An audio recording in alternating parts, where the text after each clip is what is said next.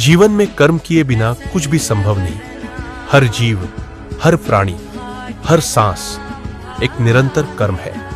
यही ज्ञान श्री कृष्ण अर्जुन को देते हैं। श्रीमद् भगवद गीता का अध्याय 3 कर्मयोग में अर्जुन पूछते हैं, हे केशव, अगर ज्ञान श्रेष्ठ है तो फिर मुझे युद्ध रूपी कर्म करने को क्यों कहते हो? श्री कृष्ण मुस्कुराते हैं और फिर समझाते हैं कि कर्म से भागना मोक्ष नहीं देता।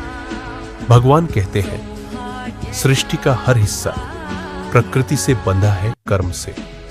बिना कर्म के कोई भी एक क्षण भी नहीं रह सकता। यह शरीर तक बिना कर्म के जी नहीं सकता। श्लोक 5। धर्म का अर्थ है अपने कर्मों को पूरे समर्पण से करना, निष्काम भाव से, फल की आशा किए बिना। क्योंकि जब कोई अपने कर्म को भगवान को अर्पण करता है तो वह बंधन नहीं, मुक्ति बन जाता है। श्री कृष्ण अर्जुन से कहते हैं, हे पार्थ, तुम दूसरों के हित के लिए कर्म करो। यही महानता है, यही यज्ञ है। कर्म करना केवल अपने लिए नहीं बल्कि समाज और सृष्टि के लिए करना ही श्रेष्ठ योग है।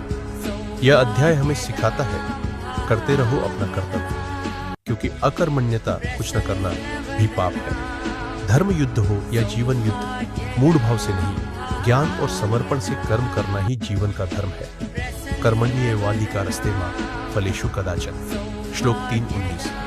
गीता का अध्याय 3 कहता है, कर्म से भागो मत, कर्म को अपनाओ, उसे भक्ति का स्वरूप दो। यही है कर्मयोग। यदि यह ज्ञान आपके जीवन को स्पर्श करता है तो इसे औरों तक पहुंचाइए, क्योंकि कर्म ही परम धर्म है। जय श्री कृष्ण।